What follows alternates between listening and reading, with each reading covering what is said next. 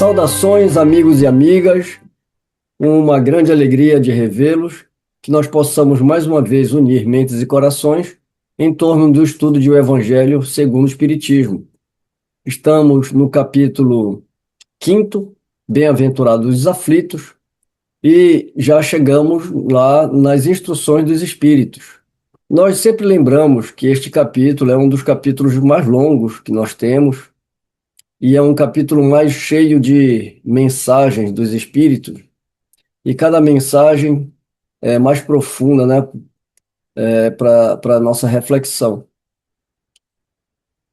Nós vamos ler algumas mensagens hoje, como ainda tem bastante, a gente vai ler só algumas e vamos analisar, né, essas mensagens, essas instruções que os espíritos superiores nos trouxeram, os bons espíritos, né? Porque aqui não tem só espírito. Aqui tem mensagem de espíritos que, inclusive, estiveram encarnados um pouco antes da, da publicação do Evangelho, como a gente vai ver. Mas são espíritos que foram exemplos, né, de fé, de perseverança e de grande entendimento das coisas espirituais. Antes da gente Vamos lá. entrar na mensagem em si, quando a gente vê essa mensagem, a felicidade não é deste mundo, que é dado pelo cardeal Marlot, né, como ele assina, ele vai se referir ao Eclesiastes, e uma boa base dessa mensagem está justamente é, no referido livro. Eu trouxe aqui um pouquinho para a gente entender o que é o livro Eclesiastes e qual é a importância dele. Tem que arrumar a tua data. Nós não estamos em maio. Bem, eu estava me referindo aqui ao livro, né, Eclesiastes. O livro de Eclesiastes é um dos mais fascinantes, provocativos e, em certa medida, enigmáticos da Bíblia. Faz parte dos chamados livros de sabedoria do Antigo Testamento, junto com Jó, Provérbios, Salmos e Cântico dos Cânticos. Nós também pensamos em trazer esse artigo aqui, esse texto, para também desmistificar um pouco essa ideia, né, que as pessoas muitas vezes carregam com relação à Bíblia, como se fosse aquela história, é um livro sagrado, ou é um livro muito difícil, ou que por séculos passou, como nós não tínhamos capacidade de entender o que estava escrito ali no livro sagrado, então só o Papa que poderia ler e interpretar, aquelas coisas todas. Até hoje tem muita gente que tem um ranço, né, da Bíblia, né? Ou porque realmente acha que é um livro incompreensível, outros que é um livro sagrado. Agora também tem o contrário, né? Tem outros que acham que, já que é para ler, então a gente lê de qualquer jeito, fazendo interpretações de qualquer jeito. E esses livros, como Eclesiastes, como foram citados de Jó, que a gente sempre cita Jó aqui, e aliás Kardec cita várias vezes Jó como exemplo, né? Com exemplo de moral, de virtude, principalmente de resignação. Esse livro, Eclesiastes, ele é um livro de uma profunda sabedoria, é um livro assim de uma profunda filosofia. Como a gente vai ver, eu vou apresentar um pouquinho aqui, que a gente trouxe algumas coisas só. Então, sobre a autoria e o contexto desse livro. Tradicionalmente, a autoria é atribuída ao pregador, em hebraico, Kohelet, que se identifica como filho de Davi, rei em Jerusalém. Por isso, muitos associam o livro a Salomão, já que era filho de Davi, né, e rei, conhecido por sua sabedoria, riqueza e vastas experiências de vida. No entanto, estudiosos modernos apontam que a linguagem e a estrutura sugerem uma composição mais tardia, por volta lá do século III a.C., possivelmente de um sábio anônimo que assume a persona de Salomão para explorar questões filosóficas profundas.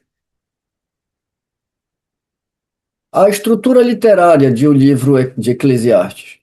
O livro é uma longa reflexão em primeira pessoa. Começa com um famoso tema: vaidade de vaidades, diz o pregador. Vaidade de vaidades, tudo é vaidade. Isso está no primeiro livro, no segundo versículo. A palavra hebraica para vaidade é hevel. Embora traduzida como vaidade, seu sentido original é mais próximo de vapor, sopro, fútil ou efêmero.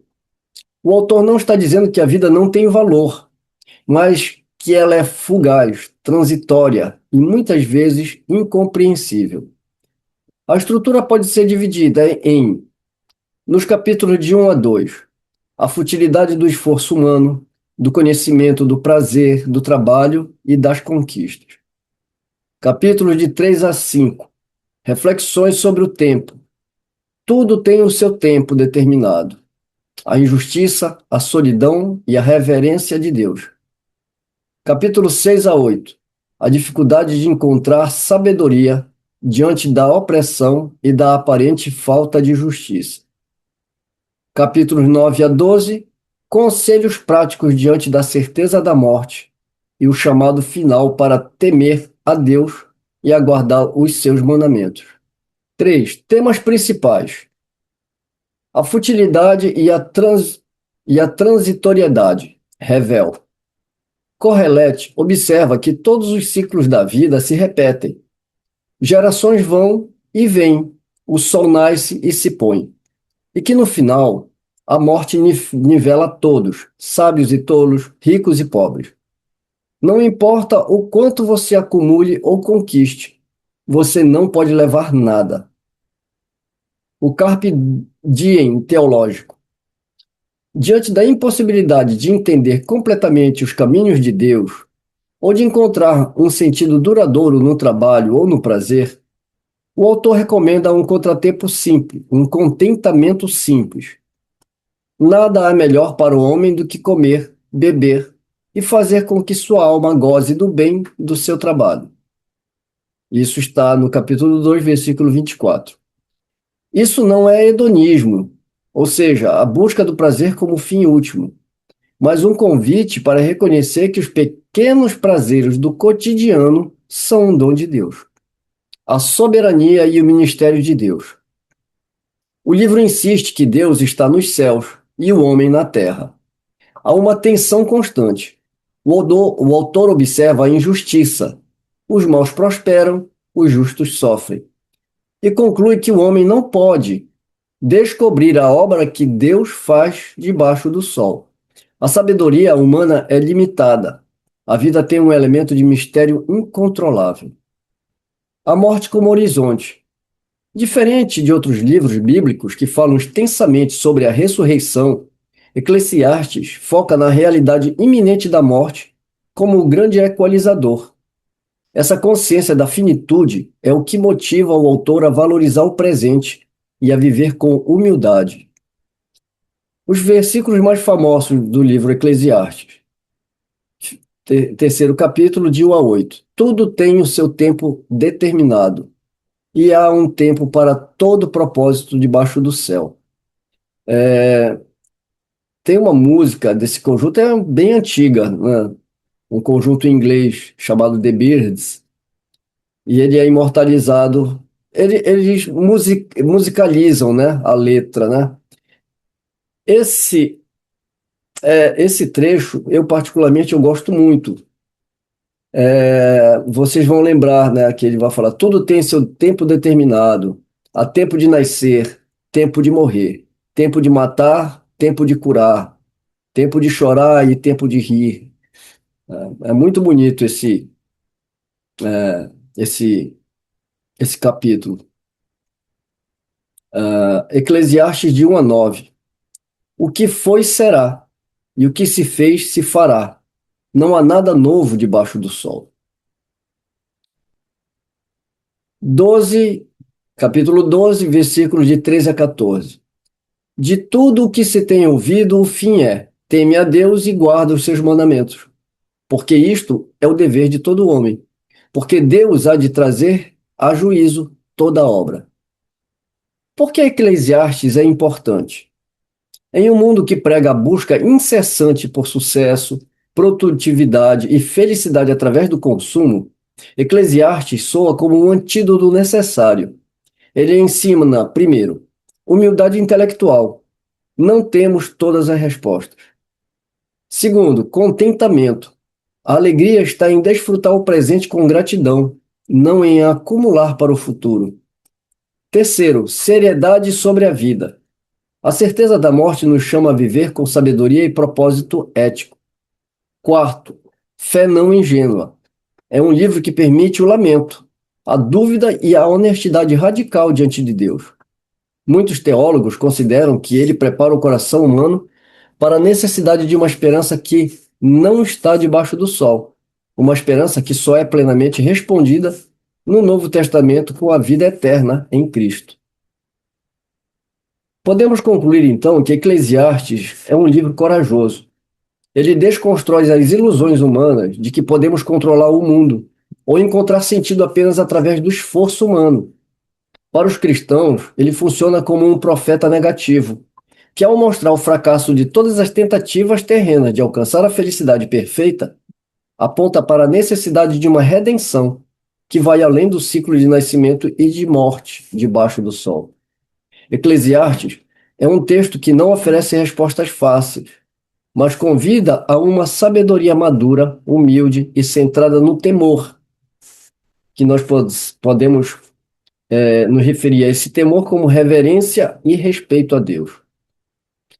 Eu achei muito interessante trazer a leitura o entendimento desse livro, porque o texto ele também vai falar muito, né, sobre a nossa compreensão diante das coisas que não estão dentro do nosso controle, né?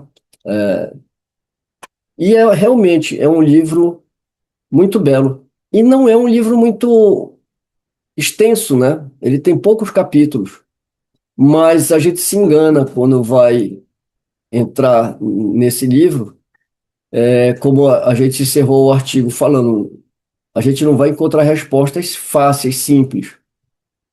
Eu me arriscaria até falar que às vezes a coisa é tão óbvia que a gente não consegue entender, né? Ele está falando de coisas tão simples, mas que a gente só vai enxergar se a gente tirar a trave do olho.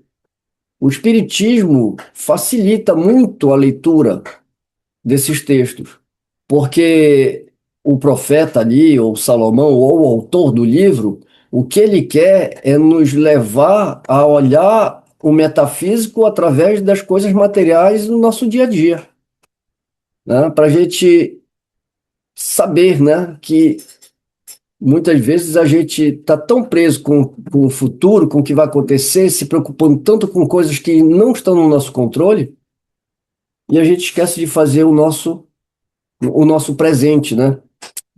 Eu lembro sempre quando a gente vai entrar em Eclesiastes, do capítulo 3º lá, que ele vai falar, né, tudo tem seu tempo determinado, tempo de matar e de curar, etc e tal. Eu lembro muito do diálogo, né, de Jesus, né, quando ele vai falar, né, por que que a gente se preocupa tanto, né, com o dia de amanhã. Olhai os lírios no campo, que é outra passagem belíssima também, né, quando ele vai falar, olhai os lírios no campo. Nem Salomão, em sua glória, se vestiu, né, como uma delas. E quem é que fez aquela roupagem, né? Olha as aves no céu. Elas não plantam, nem cegam, nem colhem, mas quem que cuida de tudo isso?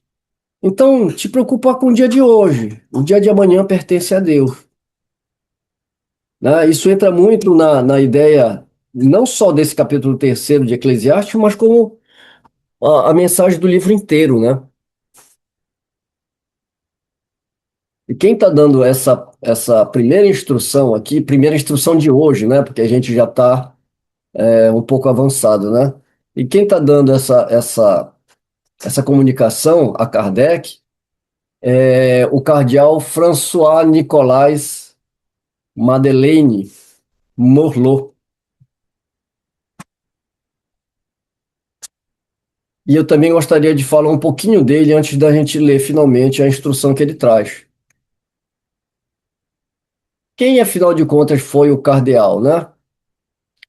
François-Nicolas Madeleine Morlot nasceu em 28 de dezembro de 1795.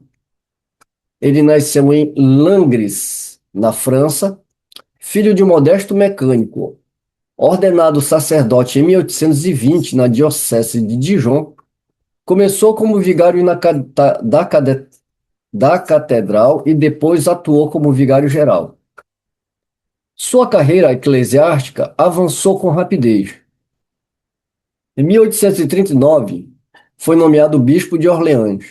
Em 1843, transferido para arcebispo de Tours, onde serviu até 1857, ano do lançamento do Livro dos Espíritos. Em 7 de março de 53, o Papa Pio IX elevou o cardeal presbítero do título de Santinereu e Aquiléu. Como cardeal, integrou o Senado do Segundo Império de Napoleão III e exerceu o cargo de Grande-Moller da França. Em janeiro de 1857, sucedeu o arcebispo assassinado Marie-Dominique Auguste Cibor como arcebispo de Paris, cargo que ocupou até a sua morte em 29 de dezembro de 1862. Foi sepultado na Catedral de Notre-Dame de Paris. Ele faleceu no final de 62. O Evangelho segundo o Espiritismo foi lançado em 1864. E essa mensagem dele foi dada um pouco antes, né, de Kardec selecionar para essa mensagem. A gente quer chamar a atenção porque, novamente, aquela história, né? Porque tantos padres, né, tantas pessoas ligadas à igreja, dando comunicação no Livro dos Espíritos. Quais eram as religiões? Né? Islã, né? O islamismo, né? Budismo, que já faziam parte de uma crença milenar, né, desses povos, mas na França, na Europa como um todo, porque da Europa vieram os colonizadores, né, para as Américas, esses espíritos que estavam ligados a uma espiritualidade, a maioria estavam ligadas também à igreja, né? O que é interessante é a gente analisar o perfil desses párocos.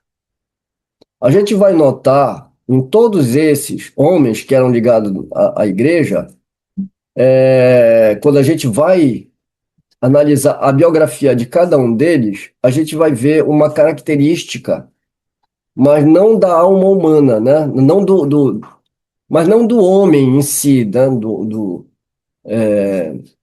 homem como Da cidadão. personalidade atual. Não como homem, como cidadão, né? Mas a gente vai ver ali a condição daquela alma encarnada, a visão de mundo que ele tinha, né? A gente vai fazer isso um pouco aqui, já com o cardeal Morlot. Característica moderada. Morlot é descrito pelas fontes históricas da Arquidiocese de Paris como um homem moderado e afável. Seu episcopado em Paris foi relativamente pacífico, concentrando-se em reformas administrativas e no acompanhamento do grande remodelamento urbano da capital, que houve lá em Paris, né, o projeto de urbanização por esse barão, né, Haussmann, mais do que em confrontos ideológicos. Ele procurava manter o equilíbrio entre as exigências da Igreja e as do Estado durante o Segundo Império. Embora leal ao Papa Pio IX, não se alinhou com os extremos do ultramontanismo radical, que defendia uma submissão total ao poder papal, incluindo o forte apoio à definição do dogma da infalibilidade papal, que era a crença de que o Papa, ao falar ex-cátedra sobre fé e moral, é preservado do erro pela assistência divina. Essa definição seria proclamada anos depois, no primeiro Concílio do Vaticano, que foi em torno de 1869 a 1870, como ponto culminante do triunfo ultramontano. Morlot, com sua postura pragmática e conciliadora, representava uma linha mais moderada, típica de muitos prelados franceses da época, que buscava harmonia com as autoridades civis sem aderir às posições mais centralizadoras e intransigentes dos ultramontanos radicais. Essa característica contribui para um governo sereno da importante arquidiocese de Paris, num período de grandes tensões políticas e religiosas na França.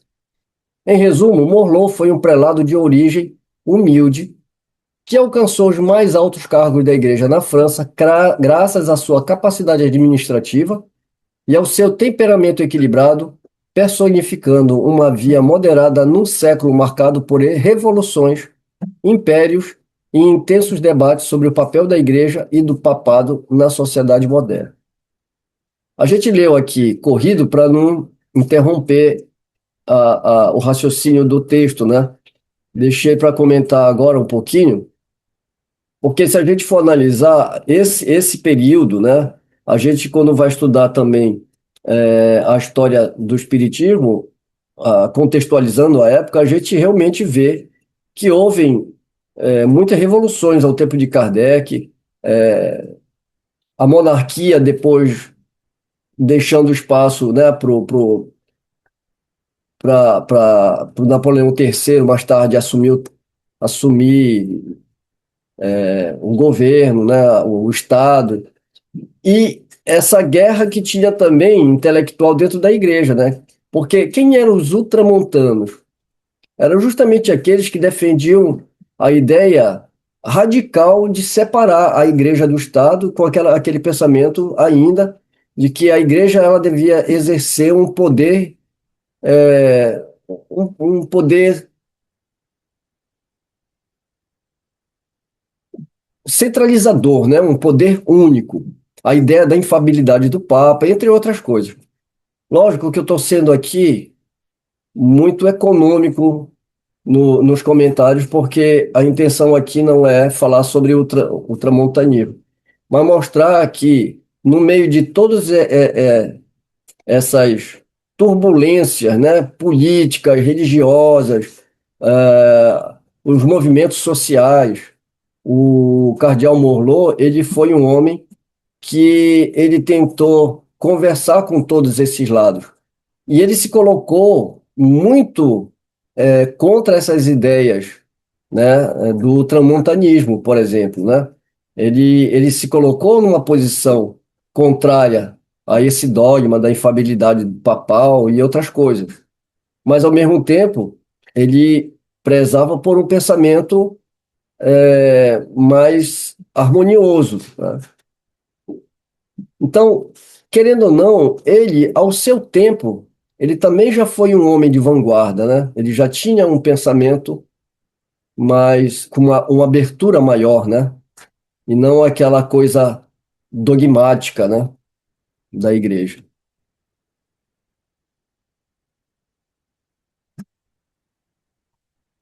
E como eu falei, a ideia não é de trazer uma biografia extensa, né? É só para a gente ter mais ou menos uma ideia, né? E contextualizar também ah, algumas passagens dessas instruções que esses espíritos nos trazem.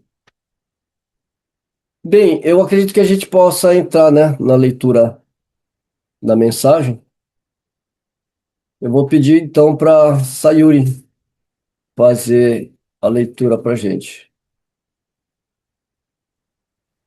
Dando continuidade nas instruções dos espíritos, a próxima instrução é: a felicidade não é deste mundo. Que começa assim: não sou feliz. A felicidade não foi feita para mim. Exclama geralmente o homem em todas as posições sociais. Isso, meus caros filhos, prova, melhor do que todos os raciocínios possíveis, a verdade dessa máxima do Eclesiastes. a felicidade não é deste mundo.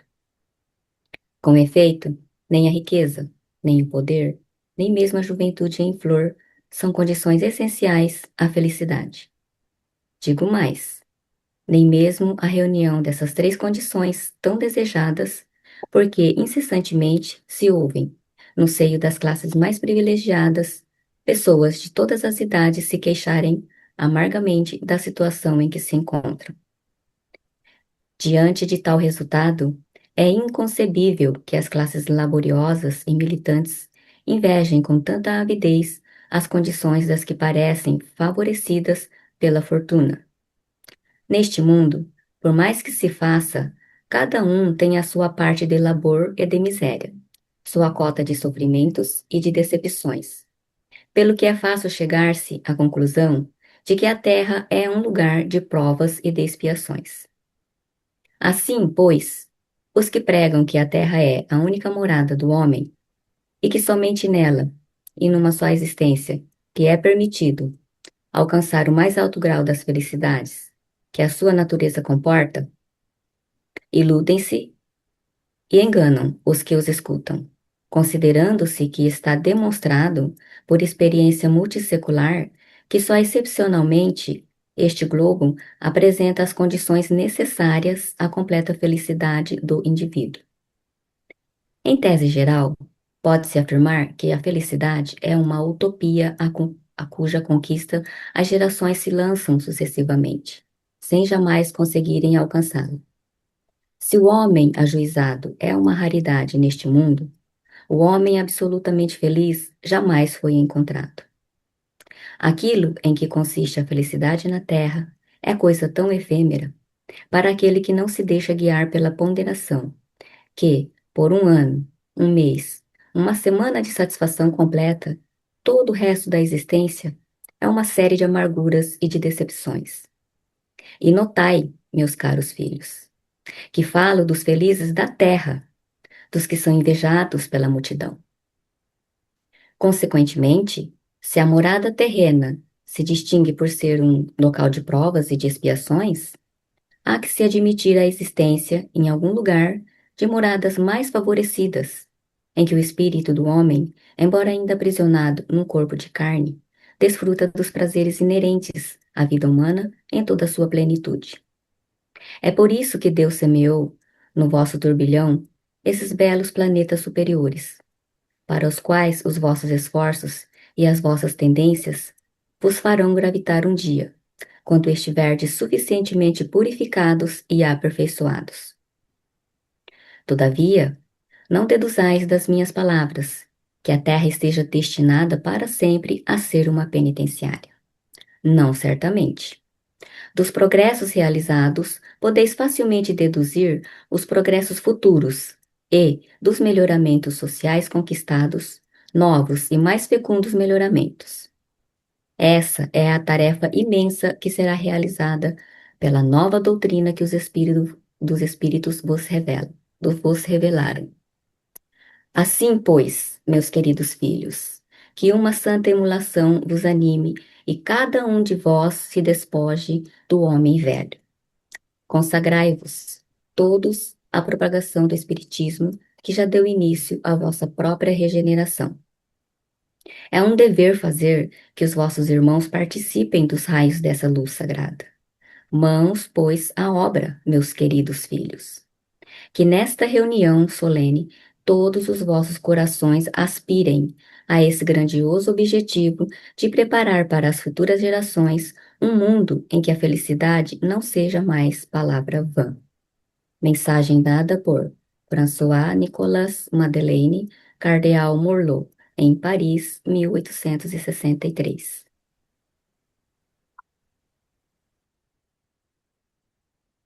Foi muito bom tu ter trazido a biografia dele, eu não conhecia.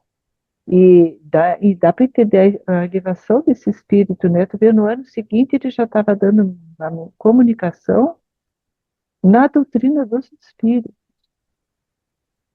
É por isso que eu mencionei, enquanto eu estava falando dele, que as pessoas, elas, quando elas olham e falam, ah, mas era um cardeal, era da igreja. porque aí a pessoa está se prendendo ao título e ao cidadão que ele representava na época, né? No entanto, a gente tem que entender que ali, qual era a alma humana que estava por trás da personalidade ali encarnada, né? Isso fica patente quando a gente vê a comunicação dele.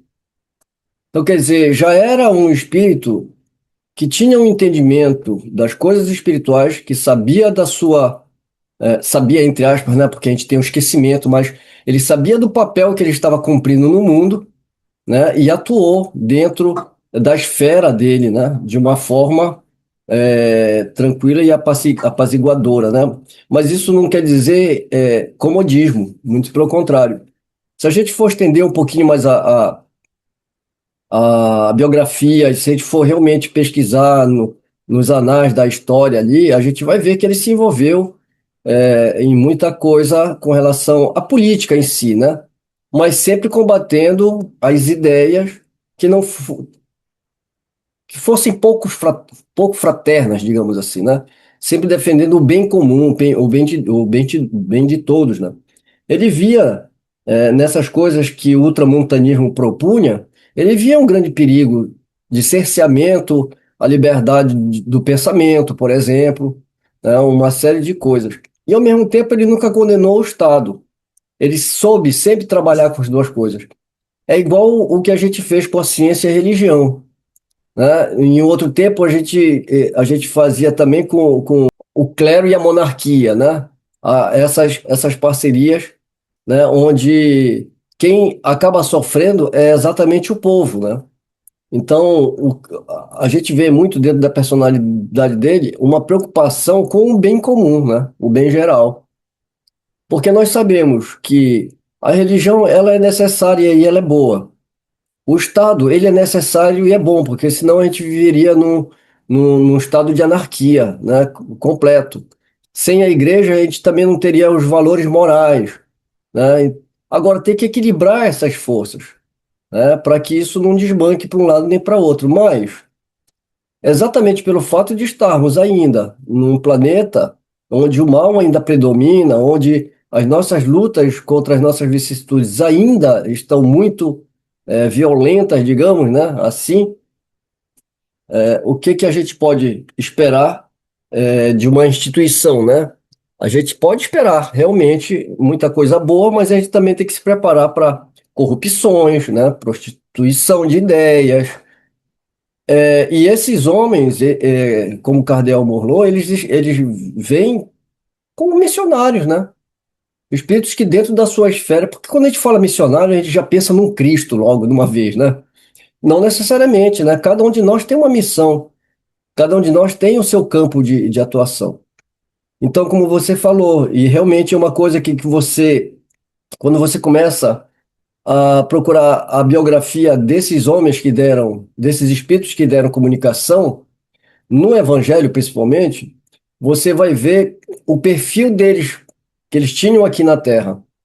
Então, Kardec, ele não traz necessariamente só comunicação de espíritos que estão na autoesfera, né, espiritual, né? Ele traz homens do nosso tempo, mas que homens que já tinham uma compreensão do espiritual, do fraterno, né, no seu espírito já muito elevado, né?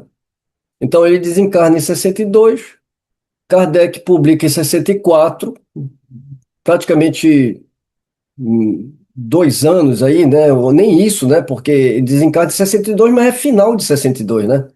Dezembro. Então seria aí o quê? 1 ano e meio, né? Para comunicação. Muito rápido, né?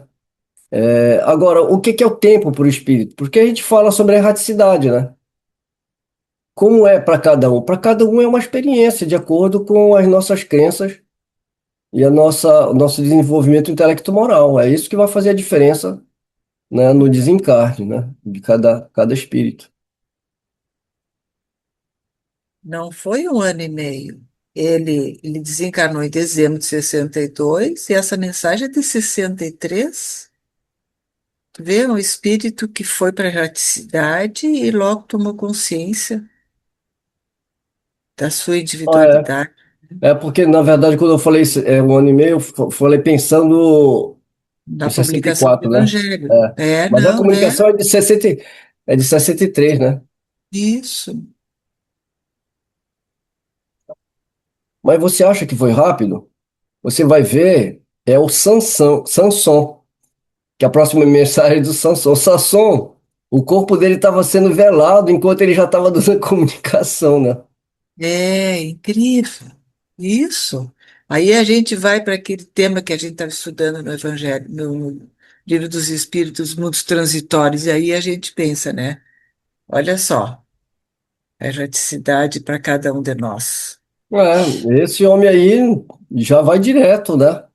Já É, vai direto para as esferas que são é, reservadas isso aí. para esse repouso, entre aspas, né? Depois É, de uma reencarnação.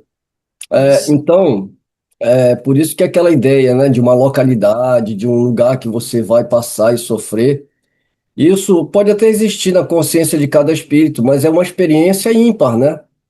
Cada É, para espírito cada um, tem. né? É, Por isso, te lembra a, quando eu debati aquela ideia, quando Kardec falou erraticidade longa, né? Uma erraticidade longa é para esses espíritos realmente que estão muito perturbados, que ainda não têm consciência do mundo espiritual, né? Porque é como tu dissesse, né? Sanson logo se deu conta que estava ali, né? O cardeal logo já estava ali também, dando mensagem, né? Então, logo tomam consciência e já estão, né? No local em que eles, que corresponde a eles, né? Se a gente começa a fazer os links, né? Isso é muito importante. eu acho que o evangelho, quando você começa a olhar a biografia dos camaradas aí que deram instruções aí para nós, você vai ver que a maioria não era santo. A maioria não era ligado à igreja, homem. Não, tem espírito de todos os matizes aí. O primeiro espírito que dá a comunicação é de um espírito israelita, não é? Primeira comunicação no Evangelho segundo o Espiritismo é de um espírito israelita. No primeiro capítulo, né, não vim destruir a lei nem os profetas, que ele vai falar da lei de Moisés, né? E aqui a gente vai ver então essa mensagem: perda de pessoas amadas, mortes prematuras, que também, né, é uma mensagem belíssima. E todas as mensagens elas estão muito casadas com a proposta do capítulo quinto, né? Bem-aventurados os aflitos. Então, todas as mensagens são para a gente entender o nosso hoje, o nosso agora, pensando que somos espíritos que estamos reencarnando, tendo novas oportunidades. Que muitas coisas que não se explica hoje, pelo que a gente está passando, tem a ver com as encarnações passadas. Ou seja, causas, né, anteriores da nossa encarnação. Então, quando a gente vem para a Terra pelo esquecimento, muitas vezes a gente não consegue compreender, mas se a gente tem fé em Deus, conhece o propósito da nossa criação, e se eleva até Deus, a gente começa a perceber que existe algo além da nossa compreensão para as coisas que estão acontecendo. Isso partindo da crença num Deus justo e bom. Porque o materialista, já que ele não acredita em Deus, né? Então, para ele não é a justiça e nem razão de viver uma vida miserável. Então, ele vai, ao invés de trabalhar isso nele, ele vai fazer o máximo para correr atrás de fortuna e de coisas fúteis para o espírito. Praticamente as instruções dos espíritos são nesse sentido. Essa mensagem aqui é dada por Sanson, que é mencionado, né, aqui como antigo membro da Sociedade Sociedade de Estudos Espíritas de Paris. Então, vamos falar um pouquinho do senhor Sanson, que, na verdade, nós já conhecemos ele de estudos sobre a Revista Espírita, né? O senhor Sanson foi um membro ativo da Sociedade Parisiense de Estudos Espíritas, descrito como um homem de coração eminentemente reto e de uma lealdade a toda prova. Ó, mais uma vez, ó, ele faleceu em 21 de abril de 1862, após um ano de sofrimentos causados por uma enfermidade que lhe deformou o corpo. Abaixo, vamos detalhar os principais aspectos de sua vida e contribuição para o espiritismo. Primeiro, perfil e caráter.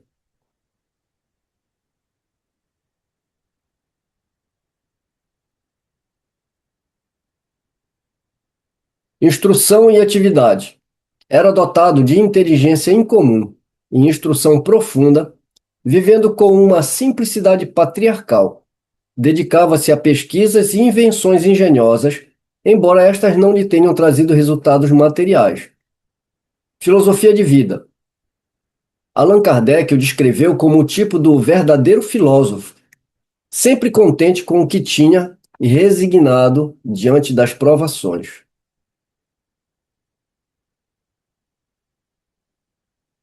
Cura pessoal.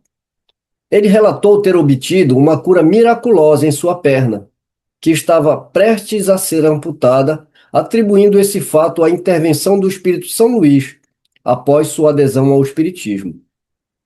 Segundo, a necrópsia espiritual. Pedido antecipado. Prevendo seu fim, Sanson enviou uma carta à sociedade em 1860, solicitando que seu espírito fosse evocado o mais cedo possível após a morte. Seu objetivo era servir à doutrina, mesmo no além-túmulo, permitindo o estudo das fases da transição da vida corporal para a espiritual. Testemunha da morte. Sua evocação ocorreu na Câmara Ardente, apenas 1 hora antes do sepultamento, na presença de seu corpo. Ele apresentou um fenômeno raro, o de ser testemunha de seu último suspiro, descrevendo a passagem com uma lucidez incomum devido à sua elevação espiritual. Integridade e fé. Relação com a Igreja. Antes de morrer, recebeu os sacramentos, mas declarou formalmente ao padre que era espírita e que não renegaria suas convicções. Ele afirmou ao sacerdote que uma absolvição baseada na hipocrisia não teria valor algum, sendo elogiado pelo padre por sua sinceridade. Contribuição doutrinária. Suas comunicações pós-morte foram consideradas altamente instrutivas, sendo algumas incluídas por Allan Kardec em obras como o Evangelho segundo o Espiritismo, que é aqui, né, no que a gente está lendo, onde trata da perda de pessoas amadas e mortes prematuras, e no Céu e o Inferno, na seção dedicada aos espíritos felizes. O Sr. Sanson é lembrado na história do Espiritismo como um modelo de homem de bem e de espírita convicto, cuja morte consciente e comunicações lúcidas ajudaram a fundamentar os estudos sobre a vida futura. Eu queria trazer aqui um trecho, porque a história do Sanson toda está relatada lá nas revistas espíritas, né? Na Revista Espírita, fevereiro de 1863, eu queria ler esse trechinho aqui. Eu não vou projetar, só vou fazer uma rápida leitura. Só um trecho da Revista Espírita de fevereiro de 1863. Como contraste, diremos que o Sr. Sanson, nosso antigo colega, recebeu todos os sacramentos antes de morrer, que foi levado à igreja e acompanhado por um padre ao cemitério, embora tivesse previamente declarado de modo formal que era espírita e não renegaria nenhuma das suas convicções. Entretanto, disse-lhe o padre, se eu condicionasse a absolvição a esta negação, que fareis? Lamentaria muito, respondeu o Sr. Sanson, mas persistiria porquanto vossa absolvição de nada valeria. Como assim? Então não credes na eficácia da absolvição? Sim, mas não creio na virtude de uma absolvição recebida por hipocrisia. Ouvi-me. Para mim, o Espiritismo não é uma crença. Não é apenas uma crença, um artigo de fé. É um fato tão patente quanto a vida. Como quereis que eu negue um fato que me é demonstrado como o dia que nos ilumina e ao qual devo a cura miraculosa da minha perna? Se o fizesse, seria com os lábios e não com o coração. Eu seria perjuro. Assim, darias absolvição a um traidor. Digo que de nada valeria, porque a darias pro forma e não pelo fundo. Eis porque preferiria dela ser dispensado. Aí o padre fala: meu filho, sois mais cristão do que muitos cristãos. Então ele nem aceitou, né, o último sacramento, porque ele não renegaria a fé que ele tinha no Espiritismo. Seria uma traição, né? Uma traição ideológica, né? A ele mesmo, né? Como uma filosofia de vida. Então, são desses espíritos que a gente lê as mensagens, de espíritos que estiveram recém-encarnados na Terra, não eram, a maioria não era santo, no sentido, né, de já ter alcançado aquela esses títulos, né, pela sua bondade, pela sua caridade, mas que são homens que ao longo da sua vida ou se transformaram ou apenas demonstraram o que eles já eram, principalmente com o conhecimento do espiritismo, né? É o caso do senhor Sanson, né? Que quando ele conhece o espiritismo e ele vê muita lógica, né, naquilo e ele passa então a até o espiritismo, né, como uma crença, uma filosofia de vida. É desses espíritos que a gente tem a maioria das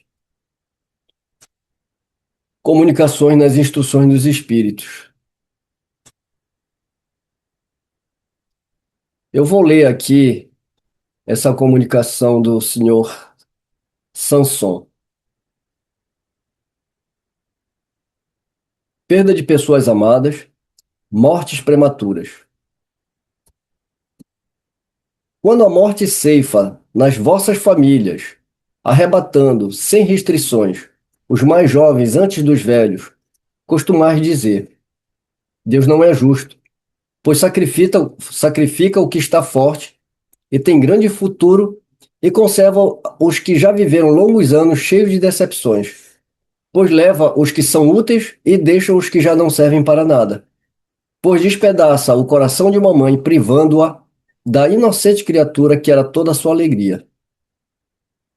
Humanos, é nesse ponto que precisais levar-vos acima do terra a terra da vida, a fim de compreenderdes que o bem, muitas vezes, está onde julgais ver o mal, e a sábia previdência onde acreditais ver a cega fatalidade do destino. Por que medir a justiça divina pela medida da vossa? Podeis supor que o Senhor dos mundos queira, por simples capricho, infligir-vos penas cruéis? Nada se faz sem um fim inteligente, e, seja o que for que aconteça, tudo tem a sua razão de ser.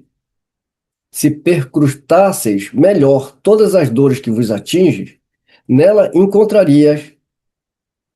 encontraríeis sempre a razão divina, razão regeneradora, e os vossos miseráveis interesses mereceriam uma consideração tão secundária que os relegaríeis para o último plano.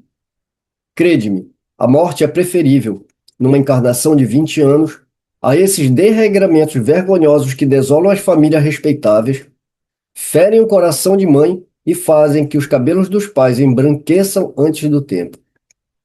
Quase sempre a morte prematura é um grande benefício que Deus concede àquele que se vai e que assim se preserva das misérias da vida ou das seduções que talvez o arrastassem à perdição. Aquele que morre na flor da idade não é vítima da fatalidade. É que Deus julga não convir que ele permaneça por mais tempo na terra. É uma terrível desgraça, dizeis, que uma vida tão cheia de esperança seja cortada tão cedo.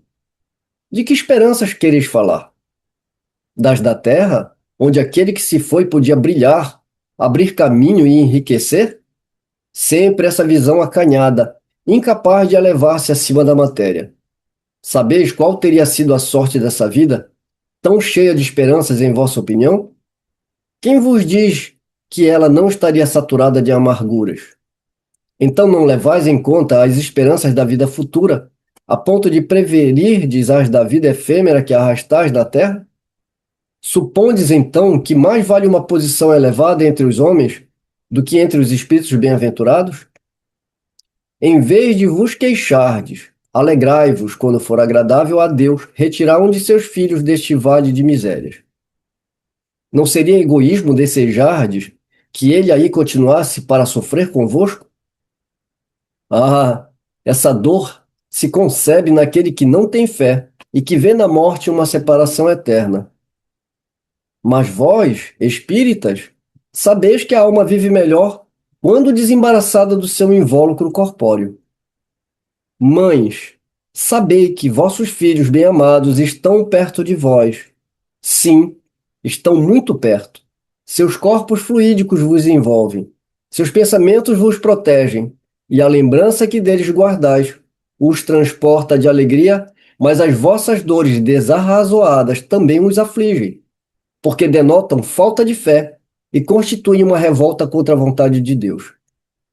Vós que compreendeis a vida espiritual, escutai as pulsações do vosso coração a chamar esses entes bem-amados, e se pedirdes a Deus que os abençoe, sentireis fortes consolações, dessas que secam as lágrimas. Sentireis aspirações grandiosas que vos mostrarão o futuro prometido pelo soberano Senhor. Mensagem de Sanson, antigo membro da Sociedade Espírita de Paris. Mensagem dada em 1863. Belíssima, né? É uma mensagem de encorajamento, de esperança, de fé, né, de amor de Deus pelas suas criaturas. Eu chamo muito atenção também, porque você pedir para uma criatura que perde um filho, que não tem a compreensão do espiritismo, aliás, a pessoa não precisa ter a compreensão do espiritismo para ter fé, né? Para aceitar as coisas de Deus com essa resignação e essa certeza de uma vida futura. Mas eu chamo a atenção que no próprio Evangelho a gente trabalha com a ideia, né? Para quem muito foi dado, mais será cobrado. E os espíritas, como eu sempre gosto de brincar, somos mendigos sentados num pote de ouro, né? As instruções que nós temos hoje com relação à vida futura e em relação a tudo, né? É uma bênção, né? Porque ele chama inclusive atenção aqui, né? Ele fala espíritas, né? Então ele chama atenção, né? Mas vós, espíritas, sabeis que a alma vive melhor quando desembaraçada do seu invólucro corpóreo. E realmente, né? Os espíritas, eles têm essa compreensão.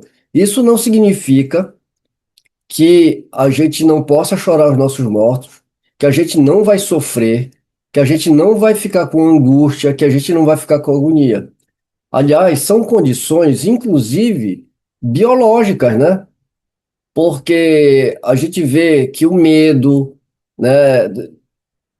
Tudo isso faz parte do nosso instinto, que começou lá atrás na evolução, quando ainda na cadeia de animais irracionais, né? Porque o medo, ele faz com que você tenha uma reação e preserve sua vida. Então, no momento de angústia, no momento de perigo, no momento de tristeza, nós precisamos externalizar nossas emoções, chorar os nossos mortos, fazer o nosso luto. Ninguém está falando disso. Mas a compreensão que a gente tem, né, e o amparo que a gente sabe que Deus nos dá nesses momentos, né, para o espírita é muito consolador. Mas eu gostaria de chamar a atenção para uma coisa que às vezes me entristece, porque a minha fala ela poderia ser muito mais ampla se a gente estivesse falando de um único espiritismo. Porque aí eu vou ter que perguntar de que espiritismo nós estamos falando. Porque quando eu digo que o espiritismo ele é consolador, como é que eu vou falar para uma mãe, como eu já ouvi muitos palestrantes falar, seu filho não morreu, ele está ao seu lado. E quantas vezes nós mesmos não repetimos? Você pode conversar com ele. Aí quando a pessoa fala, então eu quero falar com ele, aí ela vai no centro espírita e pede para falar então com o filho morto, né? Qual é a resposta? O telefone só toca de lá para cá. A senhora não sonhou com ele? Um dia, se a senhora tiver que receber a mensagem, a senhora vai receber. Aí eu pergunto, então por que que a gente promete para as pessoas que elas podem falar com o filho a hora que quiser, né? A gente sabe que não é a hora que quiser, né? Mas a gente sabe que essa história de o telefone toca de lá para cá, ela também ela não é verdadeira, né? Então, eu gostaria de trazer aqui, porque quando eu leio essa mensagem me toca muito, porque quantas mães elas não querem acalmar o seu coração de saber que o filho está bem, que tá, porque convenhamos, a gente fala que a gente tem o esquecimento. É outra coisa que nós estudamos no Espiritismo, que durante a encarnação, durante a nossa estadia no corpo físico aqui, durante as nossas provas, nós temos o esquecimento e nós já estudamos o motivo pelo qual nós temos o esquecimento. Então, as pessoas hão de concordar conosco de que, mesmo em sonho, a gente não tem todas as percepções que nós gostaríamos de ter quando a gente encontra um ente querido. Eu quero chamar atenção exatamente para a Revista Espírita, de janeiro de 1858. Ele coloca essa mensagem na seção de evocações particulares. Olha só essa história, que curioso. Olha só. Mãe, estou aqui. A senhora fulana havia perdido há alguns meses sua filha única de 14 anos, objeto de toda a sua ternura e muito digna de seu pesar pelas qualidades que dela prometiam fazer uma mulher perfeita. Essa jovem havia sucumbido a uma longa e dolorosa doença. Inconsolável com essa perda, dia a dia a mãe via sua saúde alterar-se, repetindo sem cessar que em breve iria reunir-se à filha. A gente já presenciou quantos casos desse? Instruída da possibilidade de comunicar-se com os seres de além-túmulo, a senhora fulana resolveu procurar numa conversa com a filha um alívio para sua pena.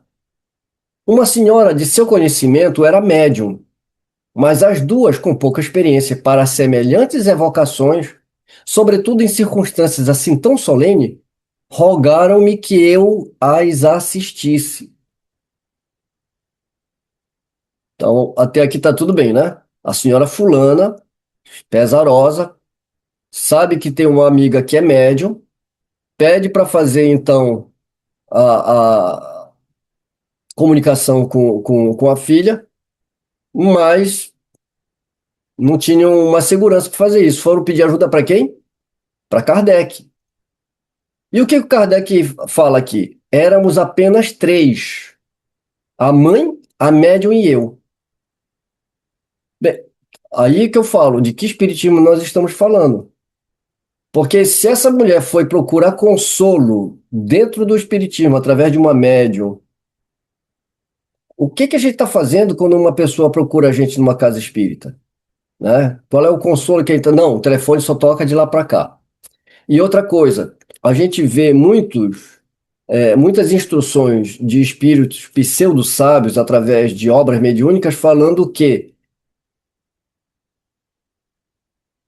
como deve ser uma reunião mediúnica? A começar pelos móveis, pela luz e pela quantidade de gente na reunião.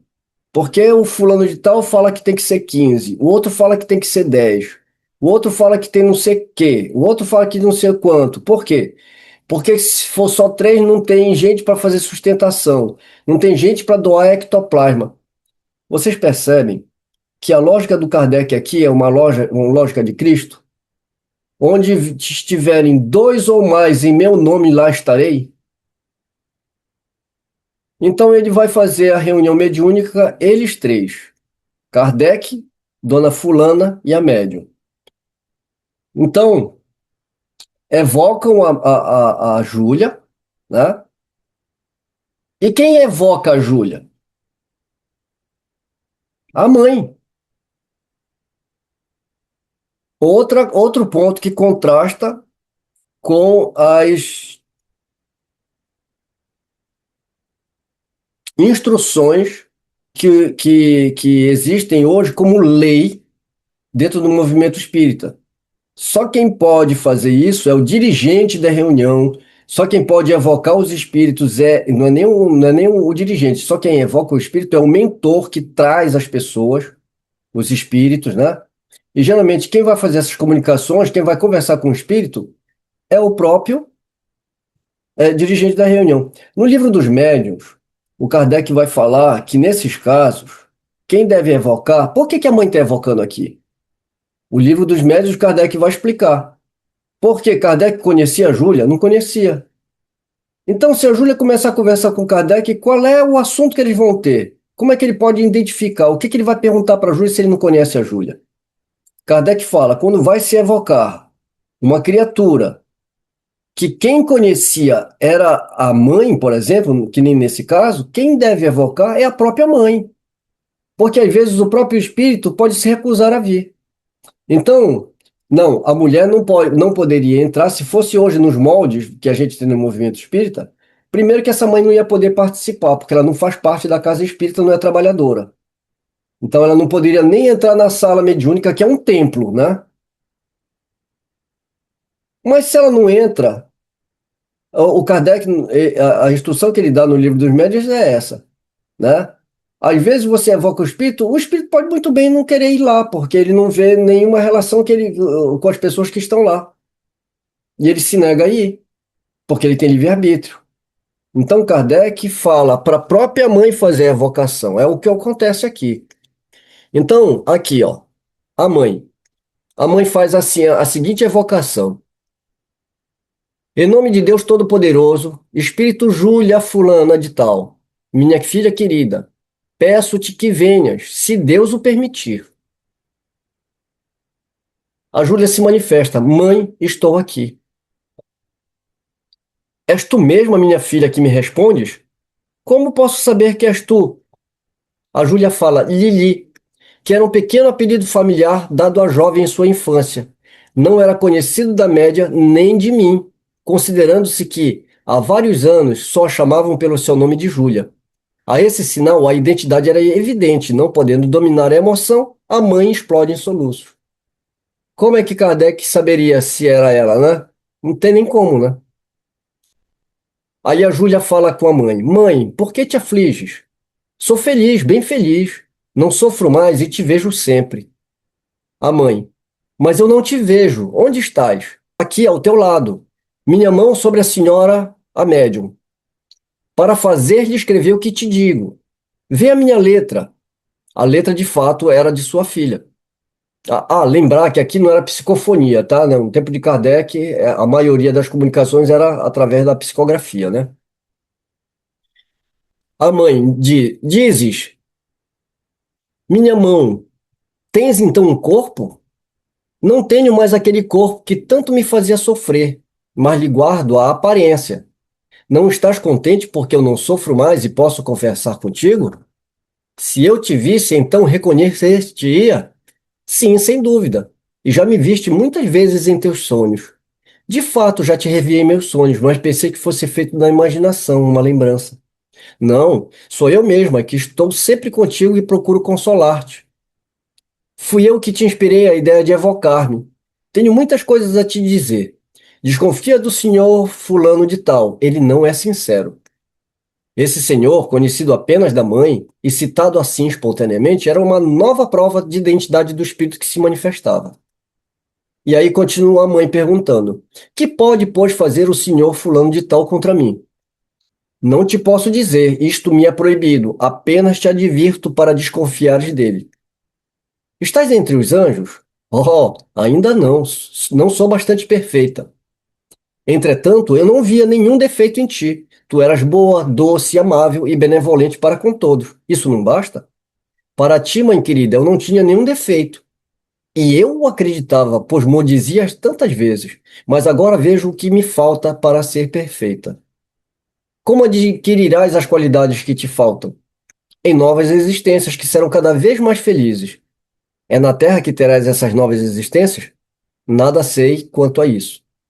Considerando que não havias feito o mal durante tua vida, por que sofreste tanto? Prova, prova. Eu a suportei com paciência, por minha confiança em Deus. Sou muito feliz hoje por isso. Até breve, mãe querida. Em presença de semelhantes fatos, quem ousaria falar do vazio do túmulo, quando a vida futura se nos revela assim tão palpável? Essa mãe, minada pelo desgosto, experimenta hoje uma felicidade inefável em poder conversar com a filha. Não há mais separação entre elas. Suas almas se confundem e se expandem no seio uma da outra pela permuta de seus pensamentos.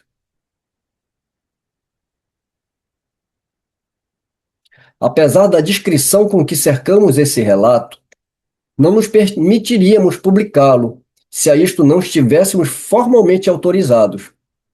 Disse-nos aquela mãe: possam todos, quando perderam seus afetos na terra, sentir a mesma consolação que experimento. Acrescento somente uma palavra aos que negam a existência dos espíritos bons. Perguntamos como poderiam provar que o espírito dessa moça fosse um demônio malfazejo.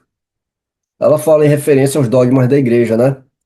Que proibiram as comunicações, porque está na Bíblia que só os espíritos dos demônios que se manifestam, né? Mas olha, só a gente estudando mesmo, com atenção, lendo os depoimentos, os relatos que Kardec traz, né? Na Revista Espírita, os depoimentos que a gente constantemente vê Kardec citar, e a própria mensagem do senhor Sanson, que nos levou a procurar esse artigo, né, mostrando que realmente a vida continua, que temos um motivo de estar passando por todas essas vicissitudes, que existe algo além, né, da nossa compreensão. O Espiritismo vem para jogar uma luz, lançar uma luz sobre todos esses problemas que a humanidade enfrenta, né? E eu sempre ressalto o meu pesar com relação ao que fizeram com o Espiritismo, né? Porque o que era para ser uma doutrina consoladora, fizeram dela uma doutrina controladora.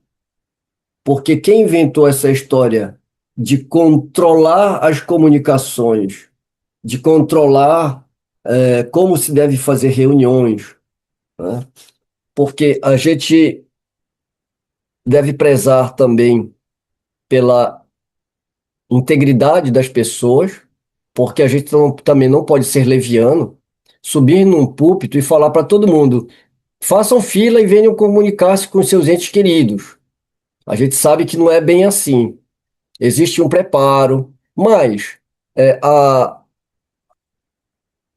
fazer disso o oposto cria quase que uma proibição novamente, como se não bastasse a própria igreja ter criado uma proibição, né? Agora, espíritos refratários vêm em obras mediúnicas nos instruir para que nós não façamos evocações.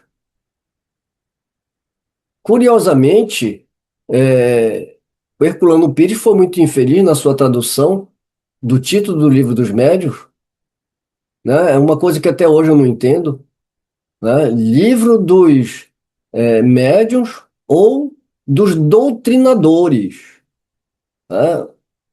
Quando, na verdade, o original, que a maioria dos tradutores traduzem corretamente, Livro dos Médiuns ou Guia dos Evocadores.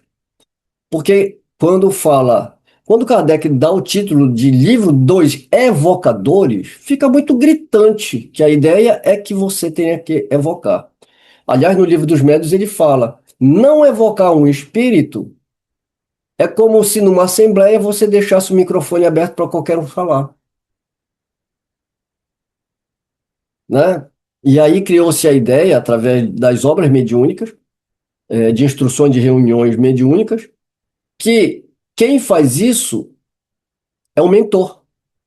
Então, o dirigente ele comanda a parte humana encarnada, enquanto que o mentor, quando se apresenta, é ele que vai comandar a parte espiritual, ele que vai trazer os espíritos que têm que ser curados, os espíritos que têm que ser tratados. Há uma triagem, na verdade, né?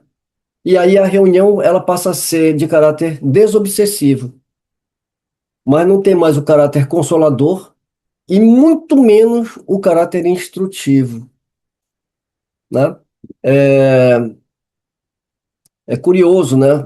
Como a gente, fazendo um estudo pouquinho mais profundo, umas reflexões um pouquinho mais profundas, a gente começa a ver muita coisa que a doutrina espírita perdeu, né?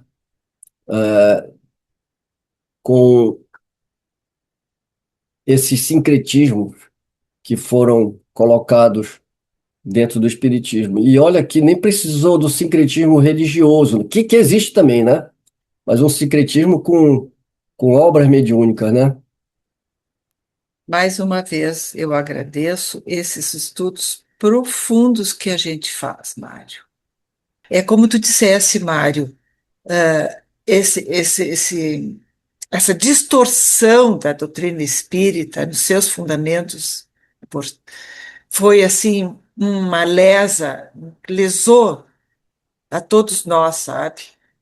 E eu me lembro desde sempre, desde que eu comecei a estudar a doutrina dos espíritos, eu me identifiquei de uma maneira profunda com esses ensinamentos. Então, isso era uma coisa que me deixava muito triste, porque eu, né, escutava, não, não pode, não, não pode, porque a gente ainda não tinha ainda essa maravilhosa oportunidade, né? E as obras, a Revista Espírita, eu não conhecia, vou ser bem sincera, eu não conhecia quando eu entrei na doutrina espírita. Eu não conhecia, fui conhecer depois. Bom, mas é assim como eu, como deve ter, né, machucado e prejudicado tantas mães, tantas famílias que poderiam ter tido, né, esse encontro. E quem perde é a humanidade, porque essas ideias, elas não vieram para um punhado de pessoas.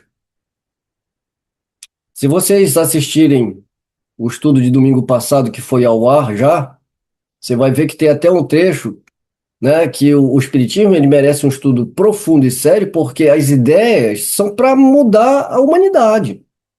Aquelas ideias é para a nossa humanidade, não é para um grupo de pessoas. Infelizmente, isso aqui não é teoria da conspiração, não. Daqui é um fato, né, que a gente vive e que as pessoas não enxergam, porque vivem nessa bolha aí, né? Bem, como sempre, o nosso estudo foi muito gostoso, muito bom. Ainda temos outras mensagens para meditar. Nós vamos deixar então para o próximo estudo a próxima mensagem. Se fosse um homem de bem, teria morrido. Eu quero agradecer mais uma vez a presença de vocês, a colaboração e a companhia. Conto com vocês nos próximos estudos. Um beijo no coração e até lá.